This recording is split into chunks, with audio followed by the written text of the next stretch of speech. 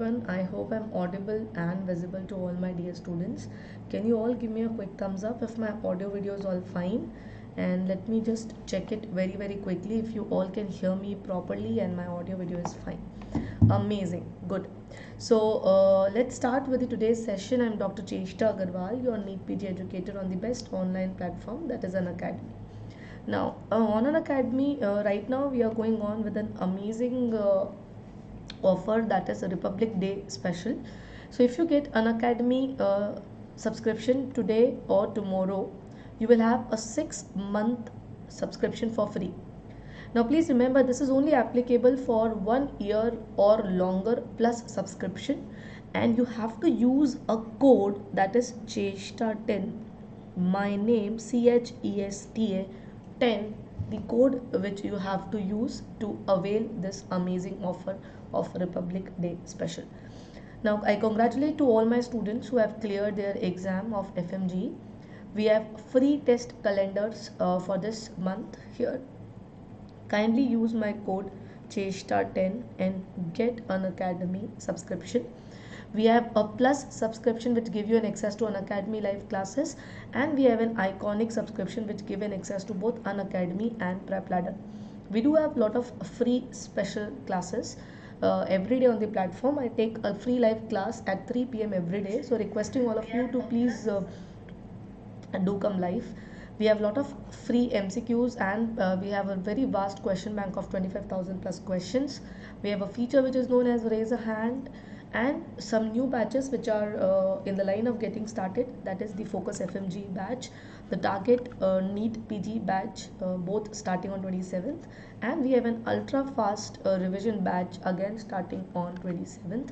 So I request all of you to please be a part of Unacademy using the referral code Chesta10, and these two batches are very important for NEET PG 2022 preparations. I request everyone to kindly use my code and get your subscription today. Kindly use this code and get your subscription today. So we have a little long case based questions today on the screen. So requesting all of you to please answer this question. Very important for all of you.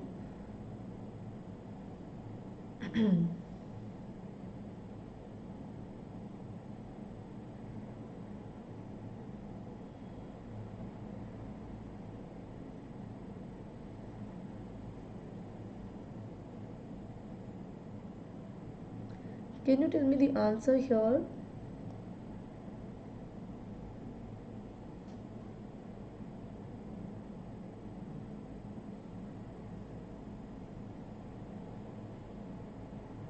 Anyone can tell me the answer?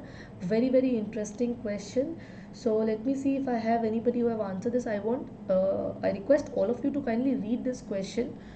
A 19-year-old woman comes to physician because of a 2-week history of blue staining of her clothes when she exercises. She noticed that the stains are most prominent on under her arms. She worked as a professional ballet dancer and trained at least 15 hours per week. Now physical examination shows a black-blue discoloration of the axilla, areola and perineum. So we have black-blue discoloration of all these regions, and we can also see the presence of lipofuscin granules. I hope I'm audible and visible to all of you. Yes. Now this is a very classical description of what is called as Chromhidrosis. I hope you have heard this term. That is, you have color sweat. So sweat have the lipofuscin granules, which is because of the color of the sweat is because of the lipofuscin granules. And please remember that this is the apocrine gland whose secretions we are talking about. Okay, so Nizam, the correct answer is not B, it is option number D, that is apocrine gland. I hope this is clear. Nizam, Moha and Sri Ramya. Next question is on your screen. A 3-month-old boy is brought to the physician by his parent for evaluation of a rash on his scalp and forehead. Parent report that the rash has been present for several weeks now, and they state that the rash is sometimes red and scaly. The patient was born at 36-week gestation and he is generally in a good health.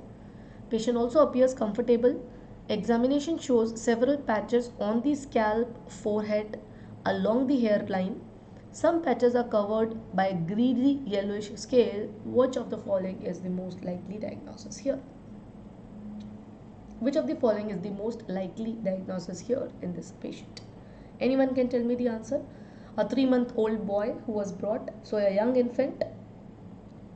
Very nice, Ashmita, Sriramya, Dr. Priya. Anyone else? What about you, Nizam?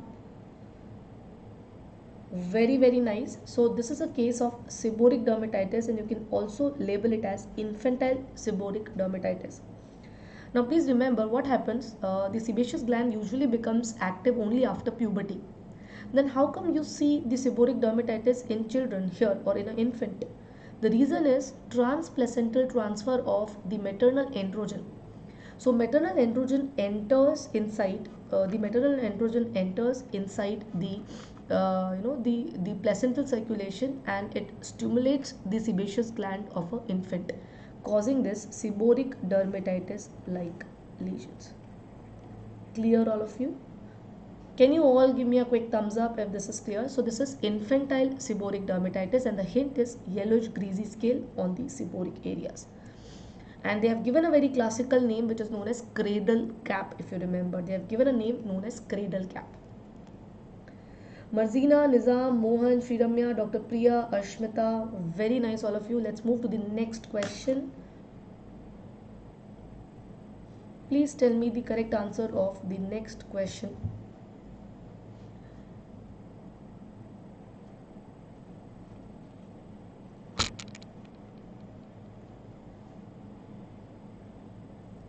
Anyone can tell me the answer for the next question on the screen?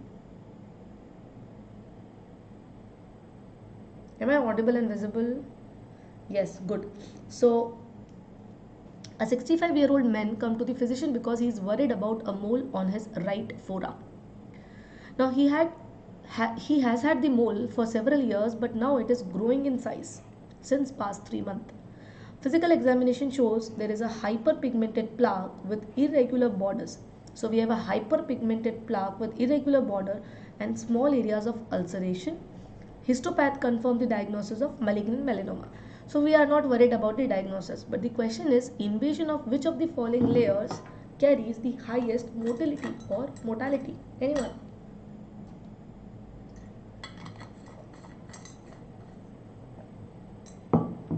Please remember the correct answer is deeper the tissue or deeper the invasion, higher is the risk of mortality. So among the option, it is the hypodermis which it enters and it increases the risk of mortality. So the correct answer is option number C. I don't know why majority of you have marked option number D as the correct answer. Nothing to do with stratum basale. Now please remember there is a classification which is known as Breslau's classification. Breslau's classification, where we count the depth from the stratum granulosum layer and below. Okay, so the deepest has the poor prognosis and the superficial one has comparatively better prognosis. So this Breslau's classification system we use for the malignant melanoma related cases.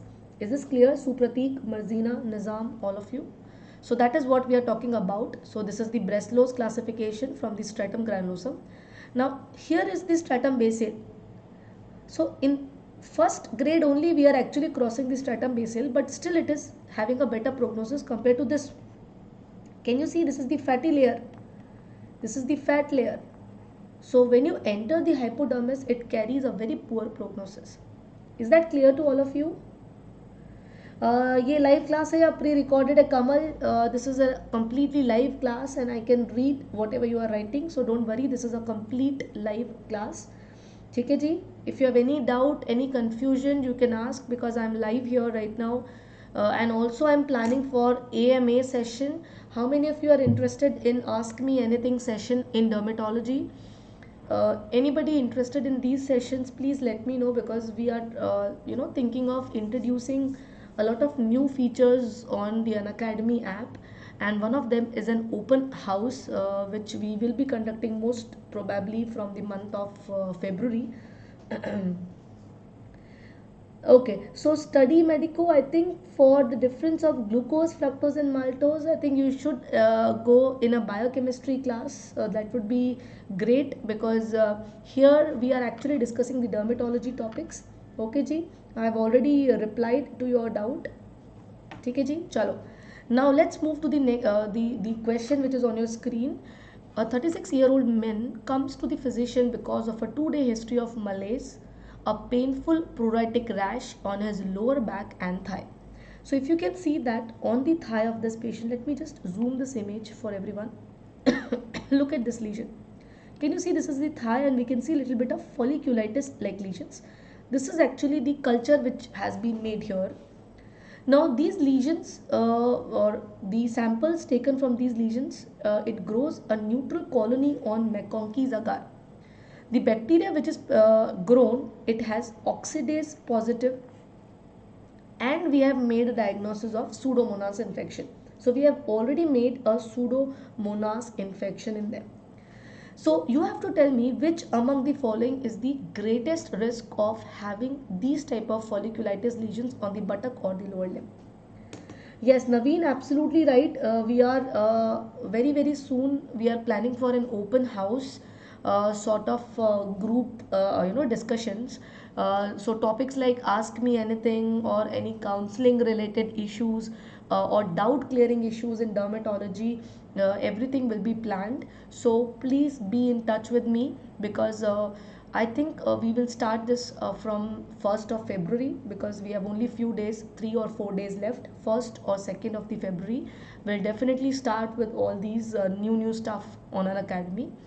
So if you have any doubts, I request you to please post it on the Telegram group, so that we can just collect those doubts and we can make the session on them. Okay, good. The correct answer of this question is option number 1. Please remember, the correct answer of this question is option number 1. Clear hai ji? Okay ji, let's have a look. So this is a very classical case of what is known as the folliculitis, which occurs secondary to Pseudomonas, and swimming pool is one of the very common predisposing factors for development of this lesion. Clear hai? Let's move to the next question. A 5-year-old boy is brought to the physician by his mother because of a 3-day history of low-grade fever, sore throat. This morning she noticed a rash on his buttock, hand and feet. He does not have any pruritus. His temperature is 38.3, pulse is 99 per minute, and the blood pressure is 123 by 78 mm of Hg. Physical examination shows oral vesicles, and we can also see some lesions on the foot, or it is present bilaterally, so they are seen in feet. Which of the following is the most likely pathogen? What is the most likely pathogen? Marzina, the treatment for the previous question will remain the same. You have to give antibiotic which are susceptible for Pseudomonas infection. Okay? Actually, the hot tub folliculitis is the better answer for the previous question. Hot tub folliculitis occurs mainly in those who shares the community pools, the hot pools in the community. Because of improper hygiene of those pools, they tend to develop the lesions on the parts like buttocks or the proximal lower limbs. So herpes simplex virus 1, varicella zoster virus, Coxsackie A virus, or human herpes virus. Which of the following is the correct answer here? Very nice. This is a classical description of or image of hand, foot and mouth disease, hand, foot and mouth disease. And please remember, it is because of Coxsackie A16 virus. It is an enterovirus, Coxsackie A16. Okay, clear? Next question. A 62-year-old man comes to physician for evaluation of multiple red spots. He first noticed these lesions several months ago. Some appears to have increased in size. One day he scratches one of these spots and it bleeds for several minutes. Physical examination shows the finding in the photograph. Which of the following is the most likely diagnosis? Anyone can tell me the answer here? Anyone can tell me the answer? Marzina, Subhash, Achan, Madhurya, Dr. Priya, Moha, Sujit, Naveen.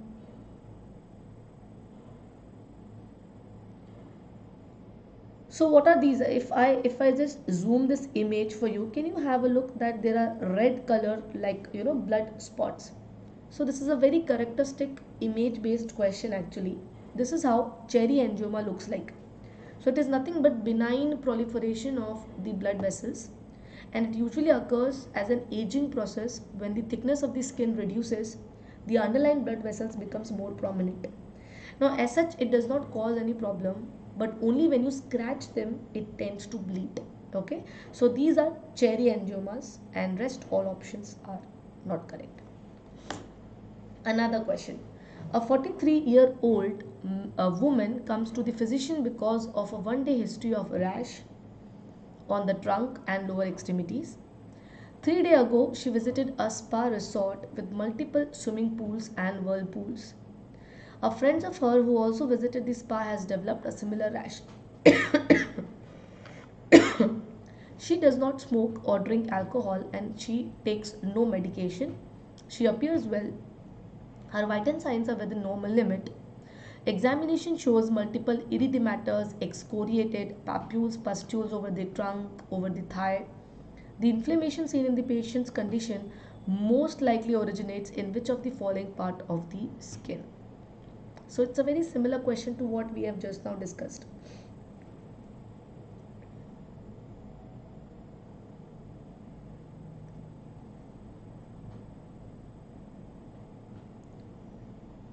Take a G, clear all of you? A 43-year-old woman comes to the physician. Which of the following is the correct answer here?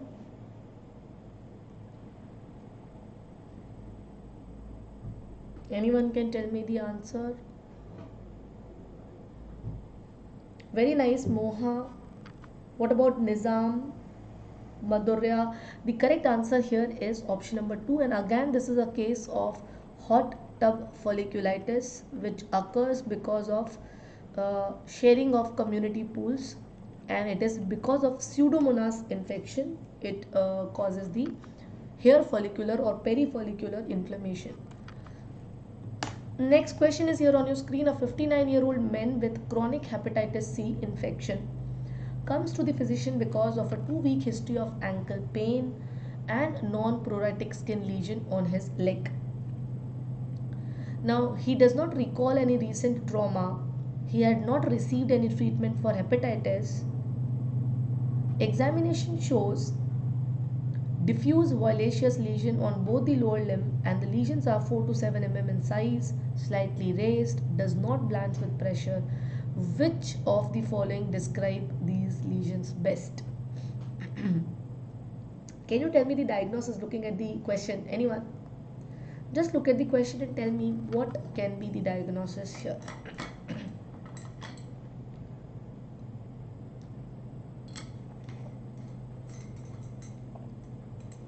Margina, there are a lot of antibiotics which responds against Pseudomonas, but we try to give the broad spectrum which covers both gram positive, gram negative, and anaerobic type of antibiotics. And most of the cases, what we do a pus culture sensitivity or antibiotic sensitivity to treat these patients, because to rule out the resistant group of drugs. Clear, eh? Okay. Now here the answer to this question. The lesions, they are 4 to 7 mm. They are slightly raised, but they do not blanch on pressure. What does it tell you? It do not blanch on pressure. What does it mean? Anyone? If it do not blanch on pressure, it should be a purpuric lesion. It should be a purpuric lesion. Now this looks like a case of lichen planus, but sometimes in lichen planus patients or in a hepatitis C infection, you also see associated vasculitis. Vasculitic lesion can be slightly raised, or they are called as palpable purpura. Now, why this is not nodule? Can you tell me, Dr. Priya, why this is not a nodule? Nodule, what is the size? It is always more than 2 centimeter. we consider more than 1 centimeter to 2 centimeter lesions to be a nodule, but here they have clearly mentioned that they are 4 to 7 mm in size, which are not blanchable. So the best possible answer here is option number C, and this is because of an associated vasculitis which can occur secondary to chronic hepatitis C infection. Patient is not taking any treatment for hepatitis C infection. Is this clear? Is this clear to all my dear students? Chalo. So I think with this we are done with today's session, and I hope you have enjoyed this. It was a very brief session and we have around 7 to 8 questions which we have discussed. So thank you all of you for your patient listening. Again tomorrow at 4:30 p.m. We will be meeting with amazing new questions. Is it stuck? I think it is not stuck. Why Moha feels that it is stuck? It's live. I think everybody can see it. So thank you all of you for listening, and please subscribe this YouTube channel, that is Let's Crack NEET PG. You can also follow us on our Telegram group. The name is same. For getting the Unacademy subscription, kindly use this code, and please don't forget to press the bell icon so that you get the notification, and also give thumbs up to this video. Now again those students, the quiz which we are conducting, we are unable to do that because we are planning for some open sessions post the YouTube classes. So very soon I'll tell you how you all can join on these open sessions, and I would also request all of you to please do send me the topics or the doubts which you have with respect to dermatology on the Telegram group as mentioned here, so that we can go with these sessions by clearing your doubts. So thank you all.